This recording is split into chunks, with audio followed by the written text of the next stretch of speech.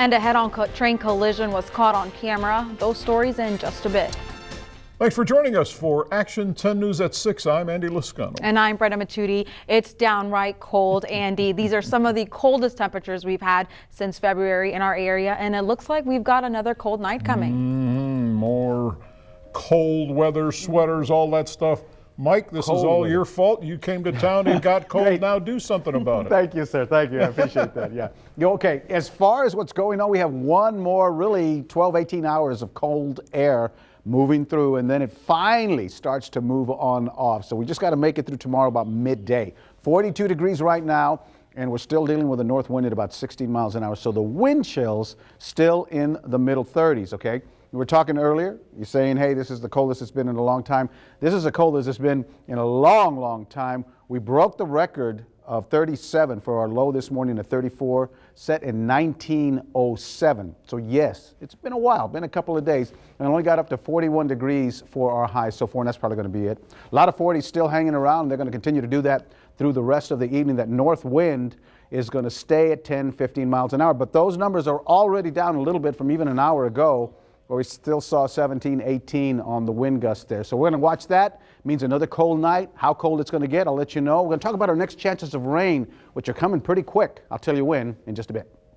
All right, Mike, we'll look forward to that. Now, here's the deal. You know, not everybody has central heat or even portable heaters to keep warm wherever they're going to stay. And that's why the city of Corpus Christi has opened up these warming centers all across the area. Action 10 News' Jeremiah Marshall is live at the Hilltop Community Center on Leopard. It's one of the warmest centers. He has more on what's available to residents. Jeremiah.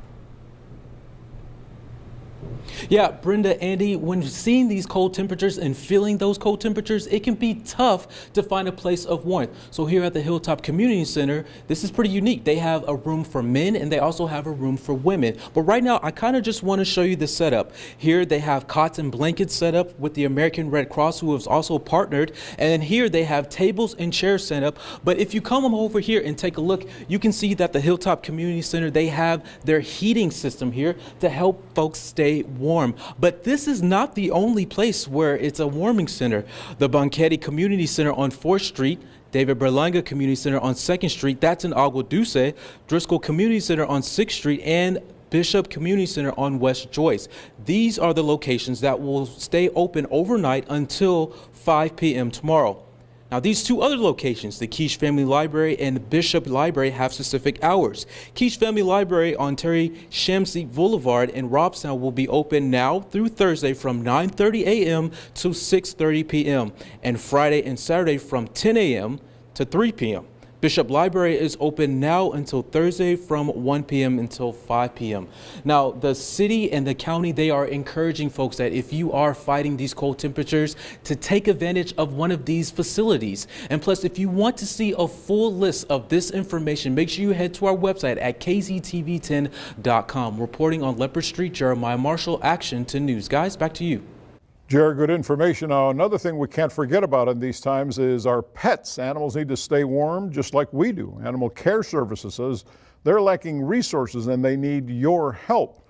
Our Crystal Dominguez now in the studio with us with more information on how to take care of our pets. Absolutely. I know when my dog gets cold, he is hiding in those blankets. So when I went to Animal Services this morning, I know these pups want the same. And while they had blankets today, they're always in need of additional towels and blankets to cycle through. Winter has arrived, and just like us, dogs and cats like to stay warm. Particularly our smaller dogs, like to cuddle up in a nice cozy little blanket like all of us do in the colder weather. Animal Care Services Director Mike Gillis says they're in need of towels, blankets, and newspapers. With this, colder weather, these dogs and cats certainly aren't accustomed to this. So we go through a great deal of towels, certainly in the rain or, bedding for them, towels and blankets. We do wash them, but we only have so many washes, that we get out of them. Gillis says they regularly need newspaper to line the bottom of cages. And in the digital age, there's not as many newspapers as there used to be, and so we use the newspapers for our cats. He said they're always in need of volunteers. We just started a new program over the weekend where we'll be running playgroup for dogs. As a matter of fact, Saturday I counted them. We had 23 dogs out in the yard at the same time. Animal Care Services says they also want to remind everyone at home to keep an eye on their own pets when we have a cold weather advisory. Like I said, you wouldn't want to be out there tied up in the freezing weather, and we don't want the animals that way as well. Gillis says donations can be brought straight to the shelter located at 2626 Holly Road. He says if you have a larger donation, they'll drive you around back and assist you. For those interested in helping out with the new program, you can fill out an application online or in person. Go to our website at kztv10.com for a link. In studio, Crystal Dominguez, Action 10 News. Thank you, Crystal. And we're not alone when it comes to these frigid temperatures. Records have been set across the country. I don't know why it's so cold and ain't even Thanksgiving yet. Tractor trailers and cars crashed into each other along a slippery stretch of highway near Youngstown, Ohio. In upstate Michigan, residents are digging out from 30 inches of snow, and in Detroit and Buffalo, New York, each posted roughly 10 inches of snow, records for this time of year. In Dallas, below freezing temperatures led to over 1,800 power outages. For folks in the Midwest, this was day 2 of the brutal Arctic blast. Chicago hit a record low temperature of 7 degrees during the morning commute. Whew. Well, back here at home, our wicked winter weather forced West Oso ISD to cancel classes today. An electrical issue at the high school affected the heating system across the district. It also created problems with telephones and the internet. And there's no word on repairs when repairs are expected to be made. Yesterday evening, 2 kayakers were rescued off Grass Island, that's near Rockport. The Coast Guard got a call from Rockport police saying 2 kayakers were stranded after weather conditions began to deteriorate. A chopper was launched. The 2 people were recovered in stable condition. They were taken in for medical attention. Well, we have more news still to come here on Action 10 News at 6. The man accused of stealing a truck and RV belonging to a couple killed. He's facing additional charges. Plus, it's been 2 years since Angel Vela has been seen. The latest on the search for a missing man when we return.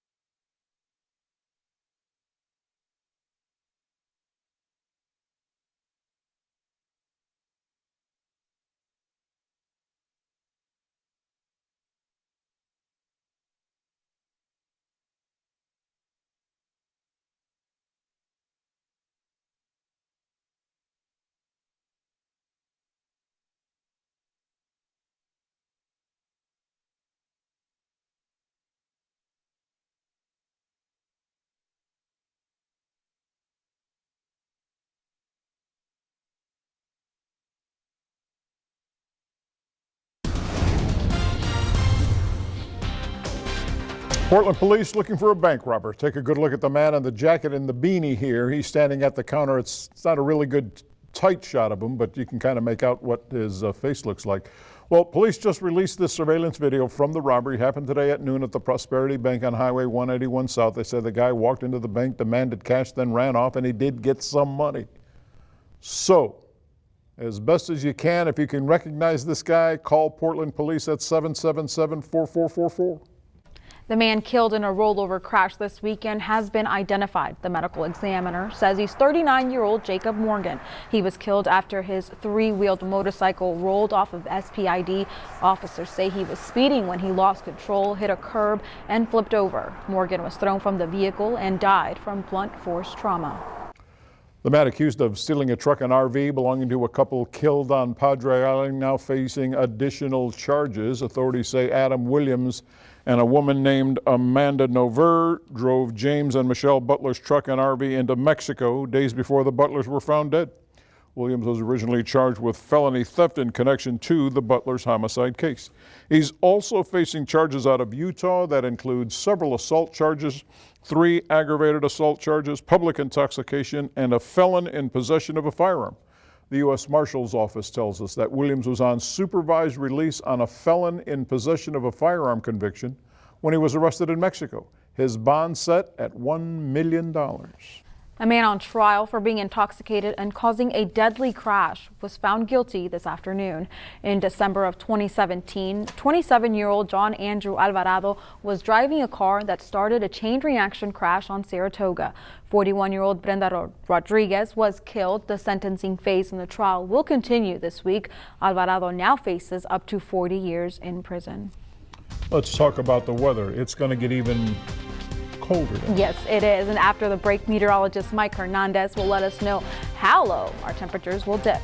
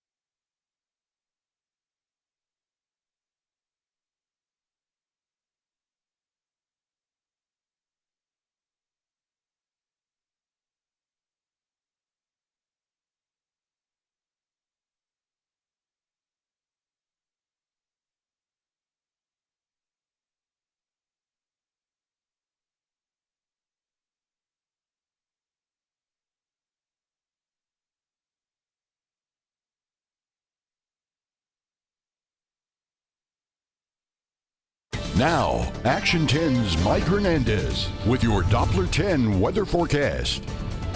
All right, good evening. Let's start out with what's going on outside. We still have some low 40s.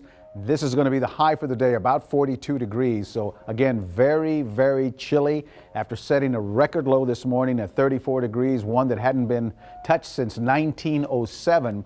We're dealing with some very, very cold Arctic air that continues to come down with these north winds. And those north winds are running 10, 15, still occasionally 17 or so miles per hour. And we're not the only ones. Matter of fact, if you look at the national map, you have a few 70s down there in Florida and a few in Southern California. Everybody else is dealing with some sort of 30s or 20s or single digits as you go further back to the north. And again, this Arctic blast came down, and very unusual for this time of year, is now going to settle back to the north and east, and I think we're going to start to see a general warm-up, not only here, but across a lot of the country. But it is definitely, it'll get your attention, that's for sure. Temperatures in the low to mid 40s currently. If you have plans for this evening, again, jacket, sweater, coat. The good news is at least it's not raining, so we don't have that to contend with. Although the streets are still damp, there's not that additional rain. And the winds are overall down from where they were even a couple of hours ago, but certainly from this morning, where we were still seeing some gusts in the 30 and 40 mile per hour range. So 10, 15, sometimes a little higher, not real uncommon, and that's bringing those wind chills down into the middle 30s. Matter of fact, feels like 34 in Corpus Christi right now, and 38 down in Falfurrias, and then 36 up in Mathis. So pretty much, no matter where you go, about the same. Now, the rain I mentioned is gone for now, and that is because this little area was taking it to the south, so we've seen the clearing across most of the viewing area, and it's going to continue to sag and shrink. It dries out as it moves into that colder air. That said, there is another system that's going to be coming in tomorrow.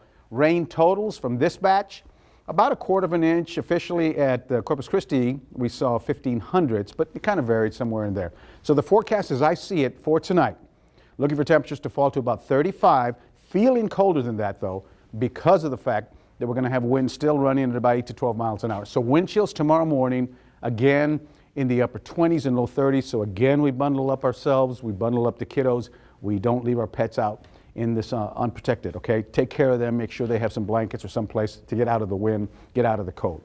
As far as what's going on for the highs tomorrow, it does look a little better.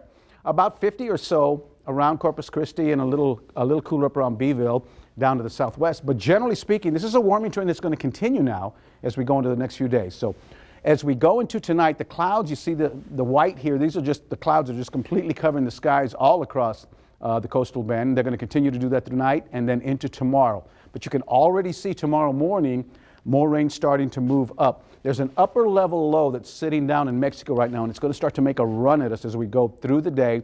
Patches of rain developing into the afternoon, and I think it gets here sometime late afternoon, early evening. Once it does, it's just going to blanket the skies with more rain, light rain, not a lot of totals on this, a couple of hundreds, but it is going to be enough to spoil the day on Thursday before it clears on out, and then we'll finally start to see some sunshine and those warmer temperatures developing with that. So let's take a look at what's going to go on with your 7-day forecast. I think for the 7-day, we're looking at some pretty nice conditions, actually. Your 7-day forecast is brought to you by AutoNation. AutoNation will purchase your car, even if you don't purchase a vehicle from them. So shop now at the AutoNation lot near you. Okay, here's what I'm talking about. We're looking at a cold night tonight, and then tomorrow we get up to 51. We'll see some rain starting to push in late in the day and into Thursday. After that, look at the temperatures trending up for the rest of Friday, Saturday, and into the weekend. Believe it or not, we're going to be back up to near normal temperatures by Sunday and into Monday. Some patchy rain now and again, but all in all, boy, those 70s are looking so good.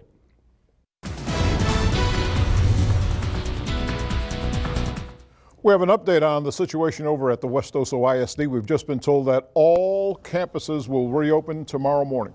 We told you earlier in this newscast how the weather forced all campuses to close this morning because of an electrical issue, but things have been resolved and classes will operate normally tomorrow at West Oso ISD. An Aransas Pass woman trying to reignite the search for a man who's been missing for almost 2 years. Right, Andy, and she's doing it by hosting a vigil for him, and she's inviting everyone. She spoke to me this morning about her efforts. Take a look. He's a father, a son, and a friend. Angel Vela has been missing since November 12, 2017. I wanted people to be aware that, one, he's still missing, and two, we're no closer to getting anywhere with the investigation. Kirsty Corona isn't related to Angel, but he is the father of her granddaughter, and she says the hardest part of all of this is watching her suffer. I look at my granddaughter and I just think she's going to grow up without a father, and that I feel like somebody took that away from her.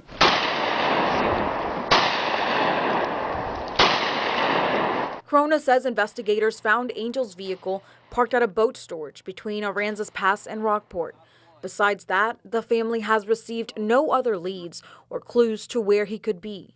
Definitely know that somebody has done something to him, because Angel was very close to his family. His family was his #1 priority, and he would not be gone this long without contacting at least his mother. Corona is organizing a vigil and is inviting the entire South Texas community. Her goal is to revive hope in people that Angel may still be out there, and to encourage someone who may know something to come forward. I thought if by bringing people together that loved and cared about Angel, that somebody would say something, that it would move someone. But the Vigil of Hope isn't just for Angel. She says it's also for the family members of any missing person who have waited years and have yet to receive any good news. As I started researching, I realized that in 1989, Alyssa Robinson, which is also from Aransas Pass, also went missing. That was 30 years ago, and they never found her either. Nobody needs to have that pain. Nobody needs to go with that hurt in your heart, not knowing what happened to your child. The Vigil of Hope will take place Friday, November 15th at the Siemens Memorial at the harbor in Aransas Pass from 7:30 to 8:30 p.m. Immigration advocates and dreamers descended on the U.S. Supreme Court today for arguments over the Deferred Action for Childhood Arrivals program, or DACA. Watch. Well, these young undocumented immigrants known as dreamers emerged from the U.S. Supreme Court cheering after the 9 justices heard arguments on DACA. The Obama administration created DACA to protect young people brought to the U.S. illegally as children from deportation. The program also allows them to obtain work permits, but the Trump administration ordered an end to the program, saying it was created illegally. I'm hoping that with all the amicus briefs that were also filed, that they read those thoroughly and, see our story. Well, the Supreme Court justices will consider 3 lower court decisions that rule the Trump administration acted improperly when it ended DACA. The DACA decision, though, not expected for several weeks. Head-on collision in India caught on camera. Here's the surveillance video showing the moment when 2 passenger trains run into one another yesterday. Force of the collision knocked 6 cars off of one train and 3 cars off another one. They went off the rails. At least 12 people hurt, including one of the train's conductors, or the engineers, excuse me. Thankfully, the trains weren't traveling at a high speed. Authorities believe a signal glitch is to blame for the crash. That could have been a lot worse. Well, still to come, Netflix coming out with a show about the Queen of Tejano, Selena. That might be popular here, and we'll have a sneak peek after the break.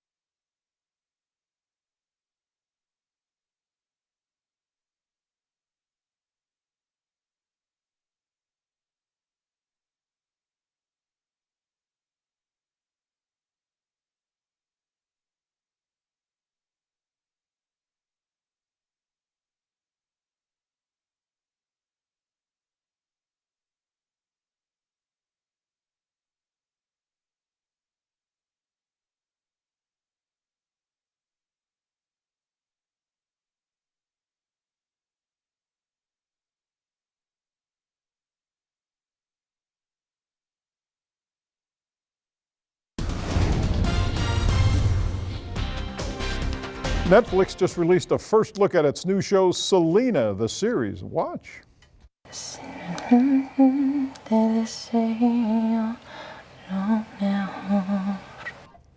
Yeah, this show is going to feature actress Christian Serratos in the title role. The 1-minute trailer shows Serratos looking over a script decked out in Selena's signature look. It's a coming-of-age story about success, family, music, and stardom. First part of the series hits Netflix next year with 6 hour-long episodes. The CCISD Board of Trustees approved the guaranteed maximum price it will pay for the new Mary Carroll High School campus.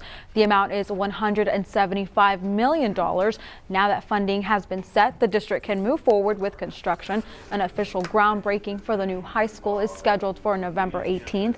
The expected completion date is set for August of 2022.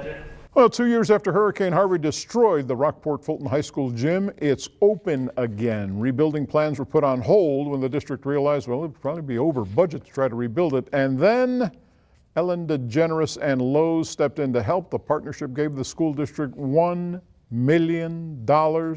And look at that place now, fully equipped with a new scorer's table, televisions, full ceiling sound pads. While under construction, indoor sports teams at Rockport Fulton High School have been holding practices out of town, in churches, anywhere really that a gym was available. Good news there. We'll be right back.